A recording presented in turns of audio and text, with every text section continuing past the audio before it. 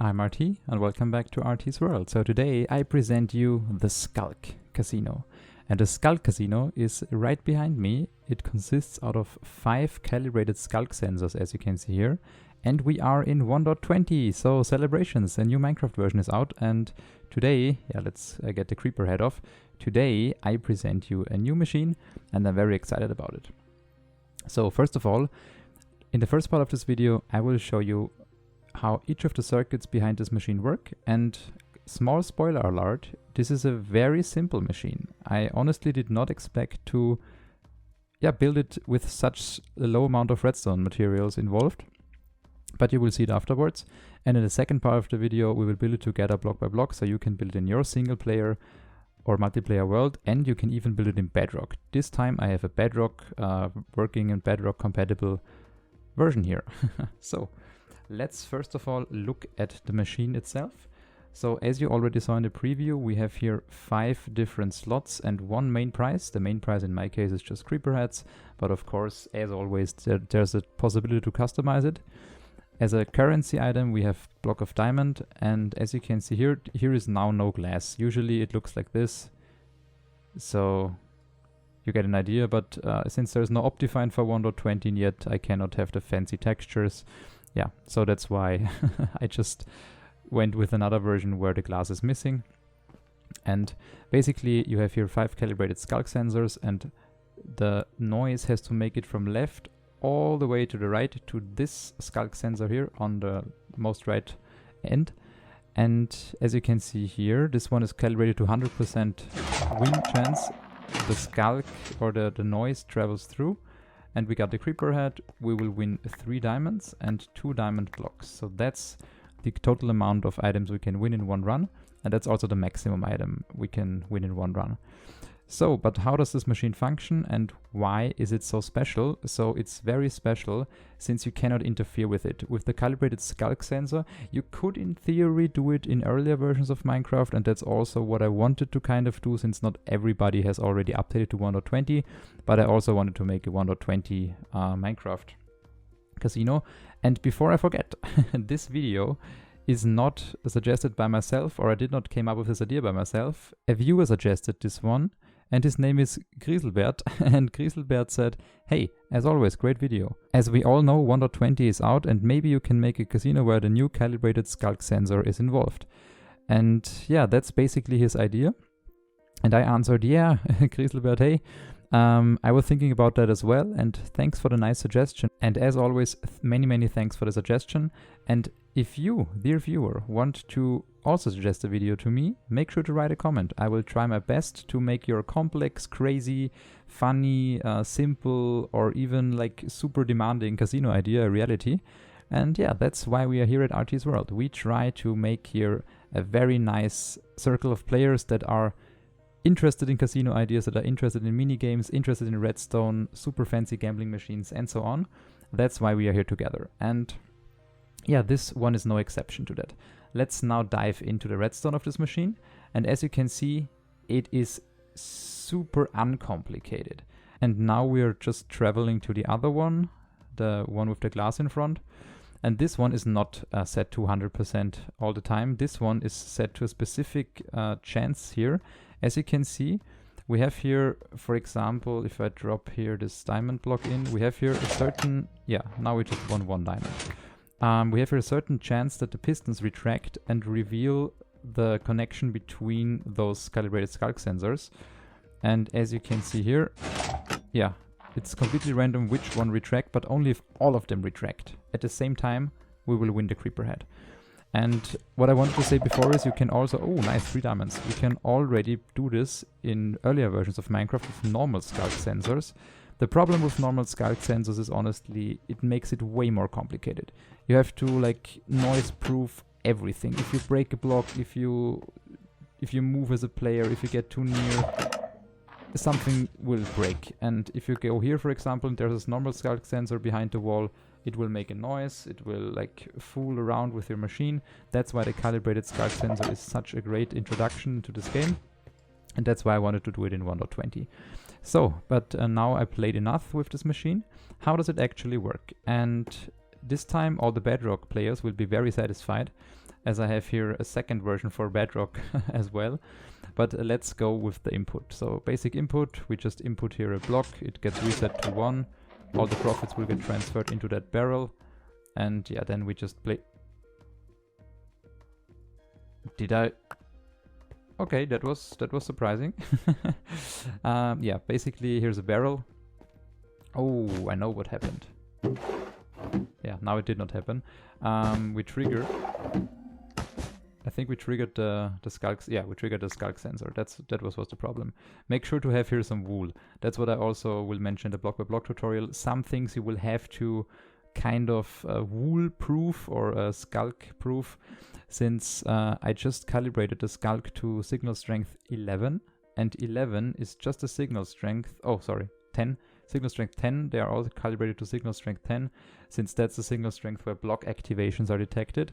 And I, as a casino starting mechanism, just power this trapdoor here, and that's yeah, the whole brain basically of this machine.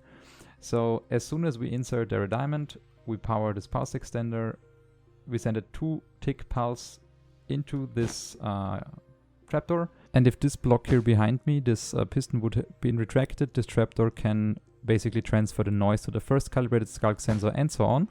That's how the machine is basically designed. It's super simple idea, but I like the concept with the calibrated skulk.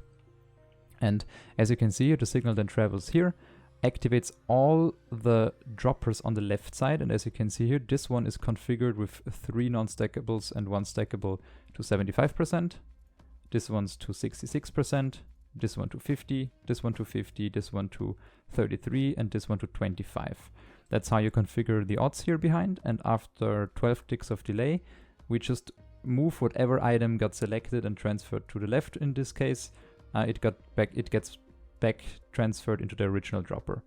And the time it spends in the temporary dropper, we measure the signal strength. If there is a signal strength like 1, which is represented by this lime wool, the stackable one, it will only get signal strength 1, and the piston won't retract since the torch is still on. But as soon as we insert here the wooden X, we can see the torch is off, the piston is retracted, and that's how this machine is based. That's how it works. And these hoppers here are just calibrated with 3 stacks and 16 of glass, for example. You can use any item in there that's stackable to 64, and it's just a signal strength of 10. That's why we calibrated the skulk sensor, as we can see here. You have to calibrate it right directly into this purple-ish color, otherwise it won't work. So yeah, that's basically the idea behind it, and as soon as all of those dropper combinations, or these randomizers, hit basically a non-stackable item to the right, we can travel with the skulk sensor's noise all the way through to this skulk sensor here, and the last one just with this torch tower activates the creeper dropper. So that's how it works, and all the other shulkers, the skulk sensors, just activate this comparator. We have here a lamp. Beneath the lamp is just a dropper with all the items, and yeah, that's how it's done. It's not a very complicated system. It's rather easy, but I wanted to make one that is buildable by everyone, that is buildable in Bedrock as well. If you want to go from Java, that's the Java circuit, to Bedrock, you just have to use, instead of this pulse shortener, this rather more complex one. As we can see, it's still a 2-tick pulse. It's basically the same, just different. In Bedrock, you cannot use those sticky pistons. Okay, with that now explained, let's play it one more time so you can see it very nicely. Oh, now we went to 2, and as you can see, very nice dispensing system of the items. And let's do it one more time with the 100% dropper. So as you can see here are always the X's in there. Let's put in the item. And as you can see, the noise just travels through. We get the creeper head, and we also get all the diamonds. Great. And you now may wonder, what are the odds of winning the creeper head? And that's super important, since you can multiply all those odds together. And you do that by just starting here with 75% times 0.66 times 0.5 and so on. And if you do that for all the droppers involved, you can get a 1.02% chance to win the creeper head. And that's just by multiplying all those odds together. That's how you calculate the odds. And of course, there's the possibility to even expand it or to shorten it. You can add like 10 more skulk sensors. You can only use 3 or so. It's completely up to you. That's just a suggestion. That's, yeah, just a very nice design since it's not that huge. But of course, you're completely responsible for the amount of skulk sensors you put in this machine. And with that said, now it's time to build this machine together block by block so you can have it in your multiplayer or single player world.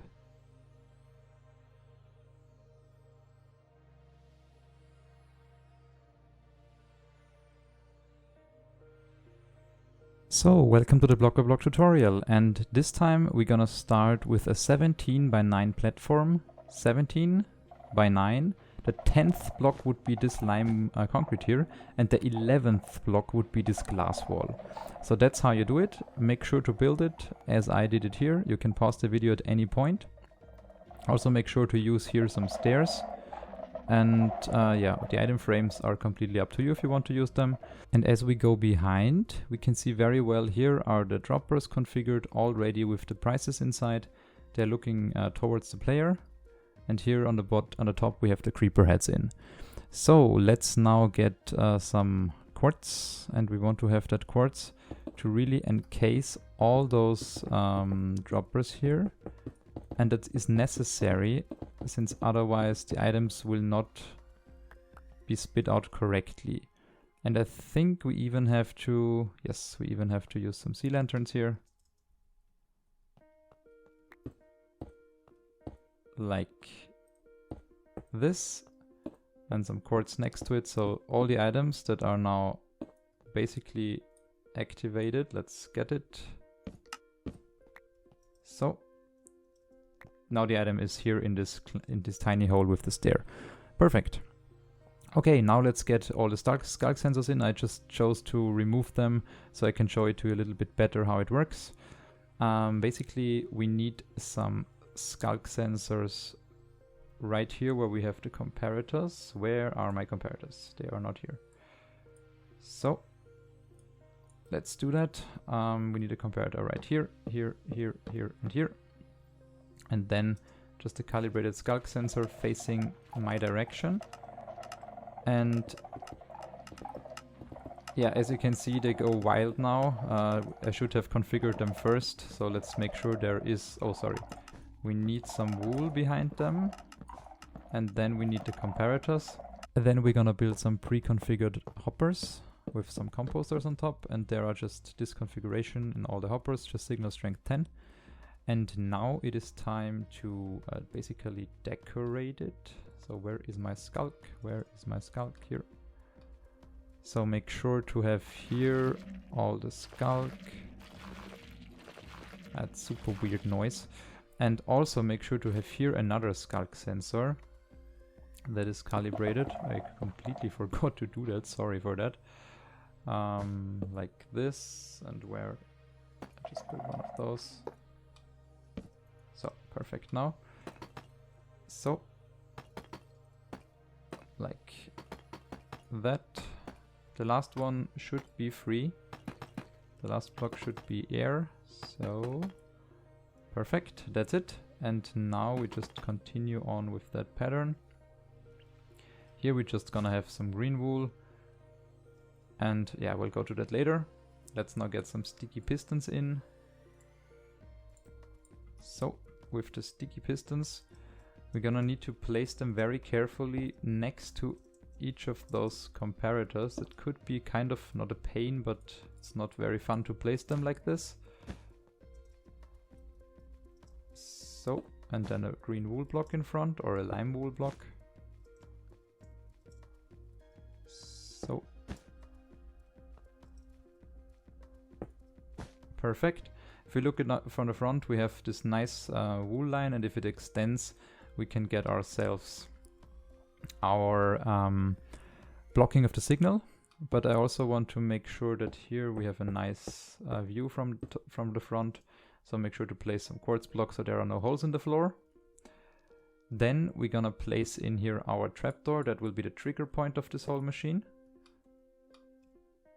And as we can see here, we're gonna get some more green wool. That's where we now power everything.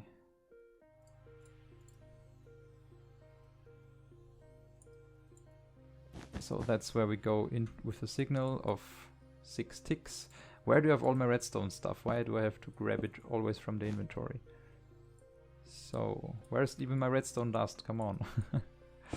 So, just block down 2 blocks like this, and that's where we go into the line afterwards. But now I want to focus right here next to that soul sand. We're gonna need some hoppers, and we're gonna need a barrel. But as you activate the barrel, it activates the skulk, as you saw it, as you heard it. That's why we need some white wool, like this, so we can open it and nothing will happen. Why is there a diamond in? So, next up we need some more of this wool. Place this kind of configuration here. And then we just place in here 18, then 3 of the secret named items, 1, 2, 3 currency items, 1 should already be in the barrel.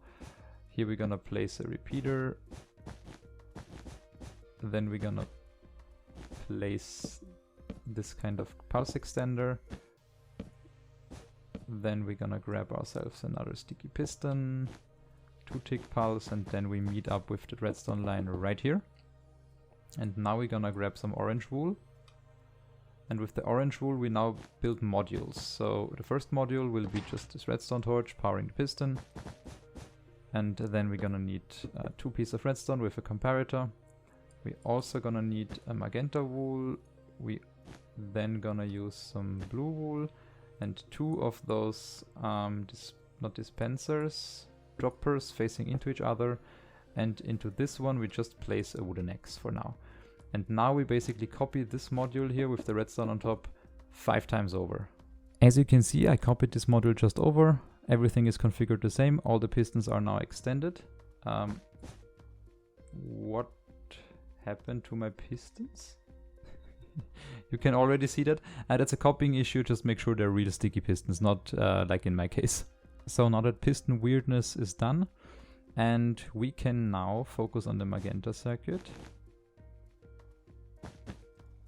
And as we can see here, just make a 12-tick delay. Like this. Wire everything up with redstone and you're completely fine.